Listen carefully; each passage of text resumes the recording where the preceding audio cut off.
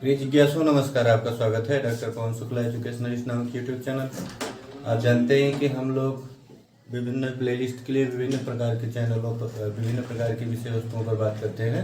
तो आजकल हम जो है गणित विषय की बात कर रहे हैं कि गणित जो यूपी टेट, सी टेट और प्राथमिक जो शिक्षक भर्ती परीक्षाएं होती हैं उसमें तथा अन्य जो प्रतियोगी परीक्षाएं हैं बैंक, रेलवे, एसएससी सब में काम आता है।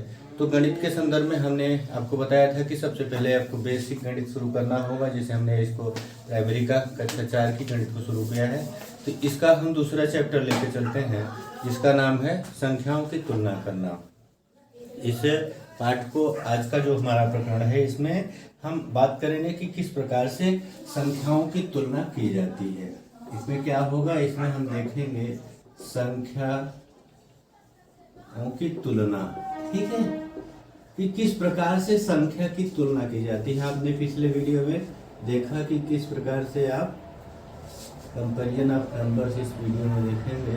पिछले वीडियो में आपने प्लेस वैल्यू और तो देखा था।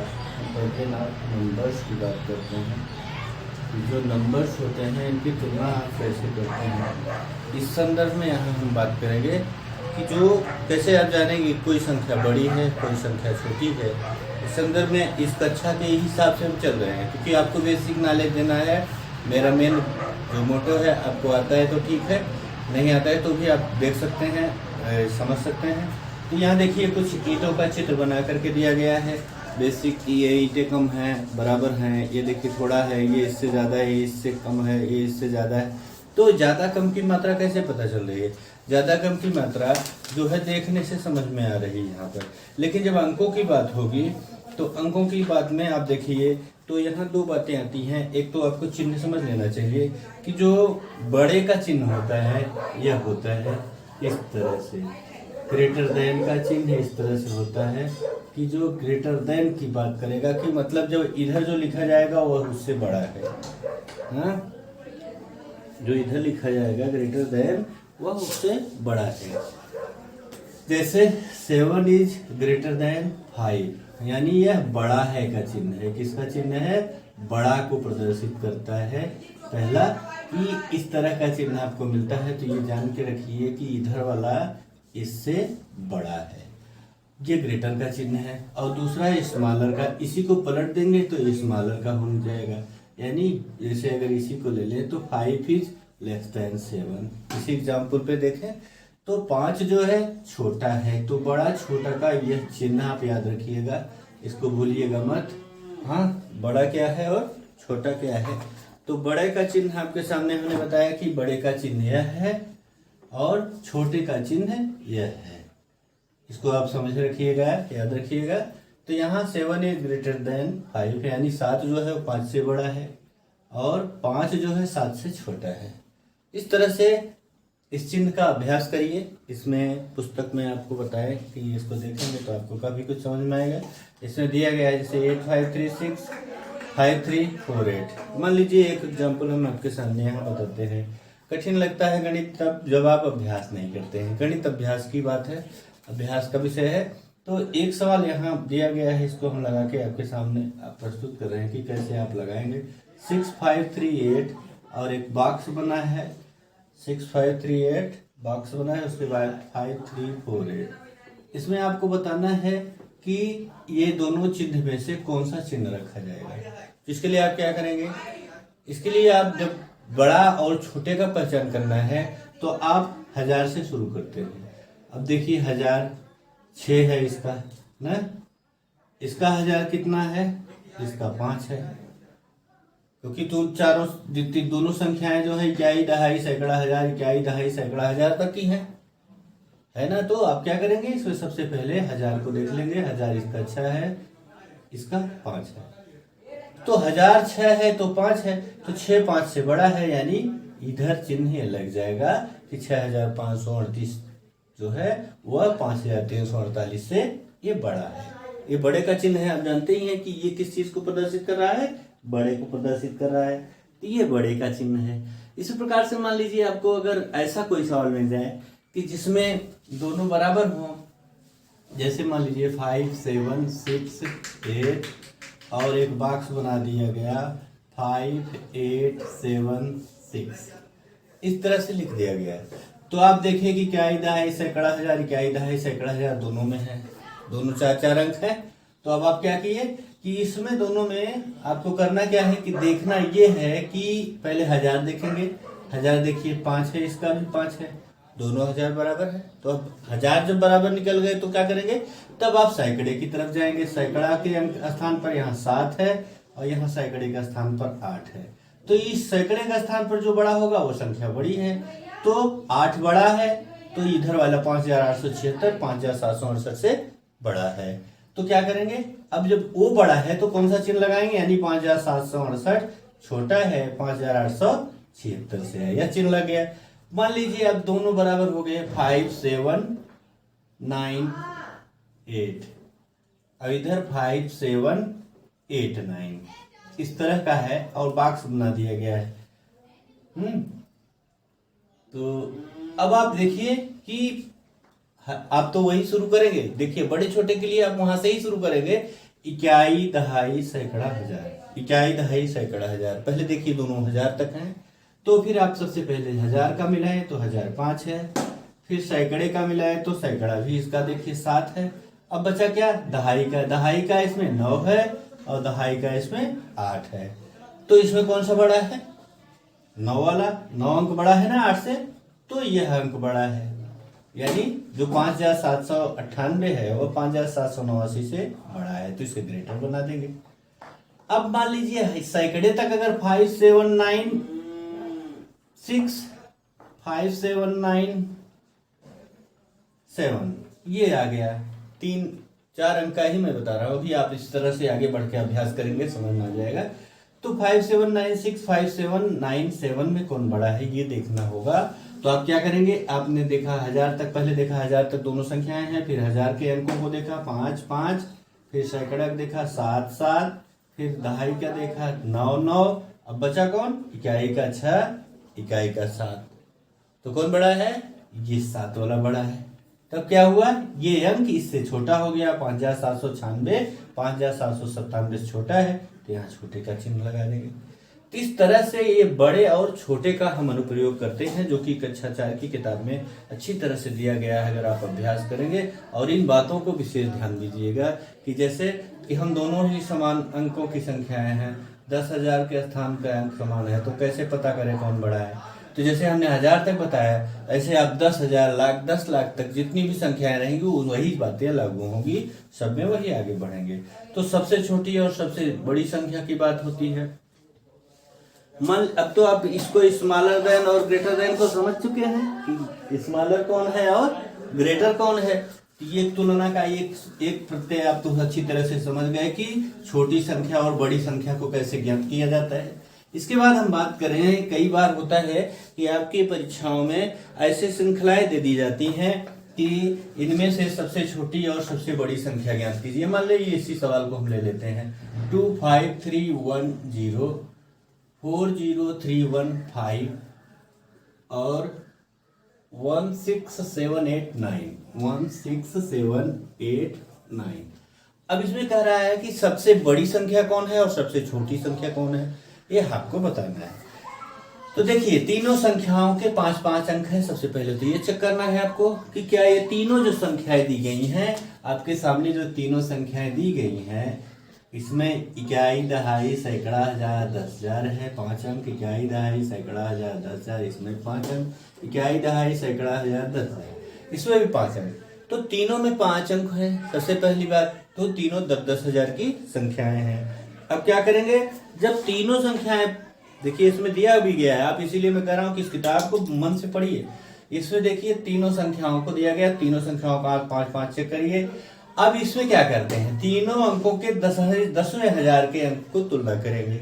अब यहाँ सबसे पहले हमको चेक करना है कि ये 10,000 है, ये 10,000 के स्थान पे है और ये 10,000 के स्थान पे है, यानी 2 4 इसकी बॉक्स की जरूरत नहीं है, 2 4 और 1 ये 3 संख्याएं हैं। एक तो 2 इसका 10,000 के स्थान पे है, इसका 4 के 10 के स्थान 10,000 के स्थान पे 4 है, उसमें 10,000 के स्थान पर 1 है। तो आप तीनों में तुलना करिए, ये तीनों में कौन बड़ा है? यहाँ भी 1 बाहर लिखे, ठीक है। अब देखिए 2 4 से क्या है? छोटा है, और 4 1 से बड़ा है ना। तो यानी 4 सबसे बड़ा हो गया, 4 जो है वो 2 से बड़ा है, 4 is greater than 2, 2 is greater than 1, है ना। ध्यान से समझिए, 4 2 से बड़ा है, 2 1 से बड़ा है, तो अब ये संख्या सबसे बड़ी हो गई, और 2 वाली संख्या दूसरे नंबर पे हो गई, और ये वाली संख्या तीसरे नंबर पे हो गई। यानी आप इसको लिखेंगे तो अब अलग से लिखेंगे तो ऐसे हो जाएगा, 40,315 इज ग्रेटर देन 25,310 और इज ग्रेटर देन 16,789। इस तरह से आप बड़ी संख्या और छोटी संख्या की श्रृंखला ज्ञात कर सकते हैं, या सबसे बड़ी संख्या और सबसे छोटी संख्या को ज्ञात कर सकते हैं। अब आरोही क्रम और अवरोही क्रम इसी के आधार पर होता है ना। इसी में जो तुलना हमने अभी, आप सबसे बड़ी सबसे छोटी संख्या आपने निकाला, सीखा कि कोई संख्या कैसे ज्ञात करेंगे कि सबसे बड़ी है और सबसे छोटी है। इसके बाद इस चैप्टर में एक बात और मिलती है, ascending order descending order. Ascending order descending order. तो पहले असेंडिंग देख लेते हैं। असेंडिंग का मतलब क्या होता है? असेंडिंग का मतलब चढ़ते क्रम में, आरोही क्रम। इसको क्या कहते हैं? आरोही क्रम कहते हैं, ठीक है। आरोही क्रम को देखते हैं। आरोही का मतलब होता है कि जैसे सीढ़ी कोई है, नीचे से सीढ़ी आप चढ़ते हैं तो देखते हैं ना सीढ़ी कैसे बनी होती है, 1 सीढ़ी 2 सीढ़ी, इस तरह से ये आरोही क्रम है कि 1 से लेकर के जो आगे संख्याएं जा रही हैं वो बड़ी होती जा रही है, ये आरोही क्रम होता है।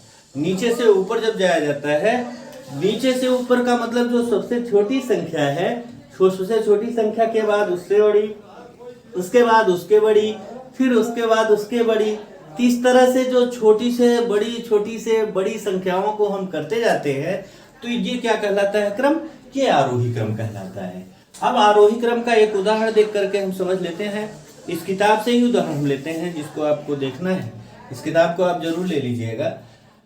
जैसे नीचे दी गई संख्याएं हैं तो इनको आप आरोही और अवरोही क्रम में लिखना है। तो आरोही क्रम का क्या मतलब हुआ? 23599 दिया गया, 23599 एक संख्या है, 23,599, और दूसरा है 36,938, 36,938 दिया है, और तीसरी संख्या दी है 75,682। क्या दिया है? 75,682 दिया है। उसके बाद चौथी संख्या दिया है 13,578। क्या दिया है? 13,578। अब ये कह रहा है कि हम इसी एक उदाहरण पर चढ़ते क्रम में और उतरते क्रम में, यानी आरोही क्रम और अवरोही क्रम, ascending order and descending order. Ascending and descending का मतलब हो गया कि आरोही और अवरोही। अवरोही यानी जो सीढ़ी हमने देखा, आरोही में सीढ़ी ऐसे बनी, ऐसे थी कि चढ़ते क्रम में थी सीढ़ियां, इस तरह से। और अवरोही में क्या होगा? अवरोही में नीचे के क्रम में। अवरोही का मतलब नीचे के क्रम में, यहां इस तरह से दिशा, इधर इस तरह से दिशा। तो आरोही और अवरोही क्रम को यहां समझना है। तो देखिए सभी जो संख्याएं मिली हैं आपको कि कितने कितने अंकों की है, माने इकाई, दहाई, सैकड़ा, हजार, 10,000 तक। इकाई, दहाई, सैकड़े, हजार, 10,000 तक ये भी है 5 अंकों की। इकाई, दहाई, सैकड़ा, हजार, 10,000 तक ये भी है। इकाई, दहाई, सैकड़ा, हजार, 10,000 तक ये भी है। अब एक बात आपको कॉमन समझ में आई कि सभी संख्याएं 10,000 तक की हैं। कहां तक की हैं? सभी संख्याएं 10,000 तक की हैं। तो हम क्या करेंगे? 10,000 की सभी संख्याओं को सबसे पहले जो बड़ी संख्या है उसको लिख लेंगे, यानी 7।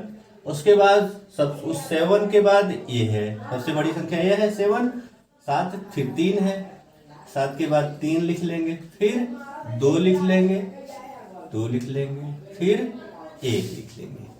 यानी इसके क्रम को अब आप पूरी संख्याओं को वहां उतार दीजिए। 7, 5, 6, 8, 2, 3, 6, 9, 3, 8, ठीक। और 2 3 5 9 9, ठीक, फिर 1 3 5 7 8। ये हो गई आपकी संख्याएं। अब ये संख्याएं आप देखने से समझ में आता है आपको कि इधर क्या है, ये सबसे बड़ी है, 7 सबसे बड़ा है, 3 उससे छोटा है, 2 उससे छोटा है, बस 10,000 का है तो 10,000 के अंक को हम तुलना कर लेते हैं। ये बात आपको समझ में आ जानी चाहिए कि जो संख्याएं दी गई हैं आपको कितने हद तक हैं, वही क्या 2.5 सैकड़ा, 1000, 10,000, लाख, 10 लाख, करोड़, 10 करोड़, अरब, 10 अरब, खरब, 10 खरब, कितने तक की हैं, पदम कितने तक की, तो जितने तक की होंगे उसमें से हम उसको ले लेते हैं। तो ये जो सबसे बड़ी संख्या है, उसके बाद उससे छोटी, उससे छोटी, उससे छोटी, यह क्रम कौन सा हो गया, यह हो गया अवरोही क्रम। ये हो गया आपका अवरोही क्रम यानी डिसेंडिंग ऑर्डर। ये हो गया डिसेंडिंग ऑर्डर यानी उतरते क्रम में, घटते क्रम में है।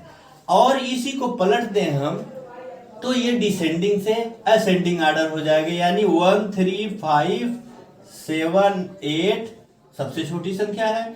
इससे बड़ी संख्या हुई 2 3 5 9 9। अब इससे बड़ी संख्या क्या हुई ना, 3 6 9 3 8। और इससे बड़ी हुई 7 5 6 8 2। तो ये क्रम अब क्या हुआ, ये बढ़ते क्रम में हो गया, ये बढ़ रहा है ना, तो ये आपका हो गया आरोही क्रम। कौन सा क्रम हो गया, ये हो गया आरोही क्रम। डिसेंडिंग और असेंडिंग ऑर्डर आपको समझ में आ गए। डिसेंडिंग ऑर्डर और डिसेंडिंग ऑर्डर और असेंडिंग ऑर्डर, देखिए यहाँ चित्र में देखिए आरोही क्रम में लंबाई के हिसाब से दिखाया गया है आपके सामने कि जो बच्चे छोटे से बड़े में जो प्रेयर होती है, तो आप देखते हैं ना सबसे पहले कौन सा बच्चा खड़ा होता है, जो सबसे छोटा होता है। जो सबसे छोटा है उसको खड़ा करते हैं, उसके बाद देखिए उससे बड़ा, उससे बड़ा।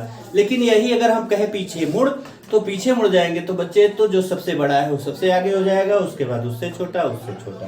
तो ये आरोही क्रम हो गया जिसमें छोटे से बड़े की तरफ जाते हैं, और दूसरा अवरोही। तो ये पूर्ववर्ती है। और अनुवर्ती क्या होता है, अनुवर्ती का मतलब जो उसके बाद की संख्या होती है, जो उसके बाद आती है उसमें एक जोड़ दिया जाता है। अनुपूर्ववर्ती के आप देखेंगे तो इस तरह से समझ में आएगा। अनुवर्ती का मतलब होता है जैसे 7 का 7 की पूर्ववर्ती 6 हो गई, तो 7 का अनुवर्ती क्या हुआ, 1 जोड़ देंगे 8 हो जाएगा। 11 है तो 11 का अनुवर्ती क्या हुआ, 1 जोड़ देंगे 12 हो जाएगा। यही उदाहरण या दूसरा ले लीजिए 2 3 4 है, इसका अनुवर्ती क्या होगा, सक्सेसर, जो तो इसमें 1 जोड़ देंगे 2 3 5 हो जाएगा। इस तरह से आप पूर्ववर्ती और अनुवर्ती निकालने का एक फार्मूला याद रखिए। पूर्ववर्ती में 1 घटाएंगे, अनुवर्ती में 1 जोड़ेंगे। पूर्ववर्ती माने जस्ट एक संख्या पहले का, और अनुवर्ती का मतलब जस्ट एक संख्या बाद का। तो इस तरह से इस जो पाठ को अपने संख्याओं की तुलना कक्षा 4 की बताया मैंने आपके सामने, इसको पढ़िए और इस किताब को देखिए। इसमें काफी कुछ अभ्यास दिया गया है। 5-6 अंकों वाली संख्याओं की तुलना कैसे करते हैं, आरोही क्रम कैसे बनाते हैं, पूर्ववर्ती अनुवर्ती कैसे देखते हैं, और छोटी संख्या बड़ी संख्या कैसे बनाते हैं, और दिए गए अंकों में जो नई संख्याएं कैसे बनाई जाती हैं। इसमें कुछ अभ्यास आपके लिए दिए गए हैं, ये अभ्यास आप लगाइए। और इसमें कुछ न कुछ महान गणितज्ञों के बारे में दी गई है बातें, जैसे इसमें महान गणितज्ञ श्रीनिवास रामानुजम के बारे में दिया गया है। आप देख सकते हैं, स्पष्ट रूप से दिखाई दे रहा होगा। श्रीनिवास रामानुजम एक महान गणितज्ञ थे, तमिलनाडु में जिनका जन्म हुआ था। वे विलक्षण प्रतिभा के धनी थे। इन्हें गणित की में कोई विशेष प्रशिक्षण नहीं मिला, फिर भी इन्होंने गणित के क्षेत्र में अद्वितीय कार्य किया था।